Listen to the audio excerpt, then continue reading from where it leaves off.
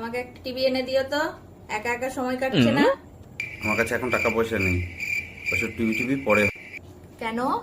আমার বাবা যে 2 লাখ টাকা ক্যাশ দিয়েছিল বিয়েতে, সেটা কি করলে? কি? আচ্ছা ঠিক আছে, আমি টিভি এনে দেবো।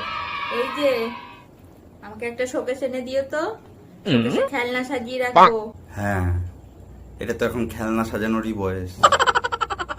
ওসব এখন বাদ দাও, এখন টাকা পয়সাও নেই, ওসব হবে না। কেন?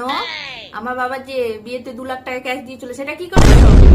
আচ্ছা আচ্ছা আচ্ছা আচ্ছা, ঠিক আছে বাবা, দেবো না বলেছি, দেবো, কিনে দেবো।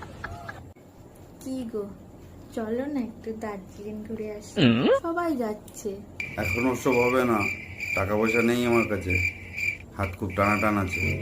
কেন? আমার বাবা যে বিয়েতে 2 লাখ টাকা ক্যাশ দিল, সেটার কথা ভুলে গেছো? আচ্ছা, ঝামেলা তো, ঠিক আছে ঠিক আছে, যাবো। ভালোই তো, বাবার টাকার কথা বললে সবকিছু হয়ে যাচ্ছে। আমার বাবা যে 2 লাখ টাকা দিয়েছিল, সেখান থেকে নতুন একটা আইফোন দিল। আসো আসো আসো আসো আসো, তোমার বাবা 2 লাখ টাকা দিয়েছিল, এখন ওখানে 50,000 টাকা পড়ে আছে। আমি এখনই চেক লিখে দিচ্ছি, তোমার বাবাকে গিয়ে দিয়ে আসবে, আর বলে আসবে আর যেন আমাকে টাকা দিয়ে উপকার না করতে আসে। হ্যাঁ, মানে মানে বাকি টাকাটা কোথায় গেল? বাকি টাকাটা তো তোমার বাকি চাহিদাগুলো পূরণ করতে করতে চলে গেছে।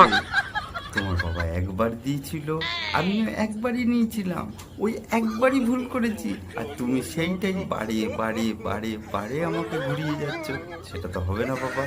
আরে আরে, চলে যাচ্ছ কেন? চলে যাচ্ছ কেন? আসো আসো, শুনে যাও।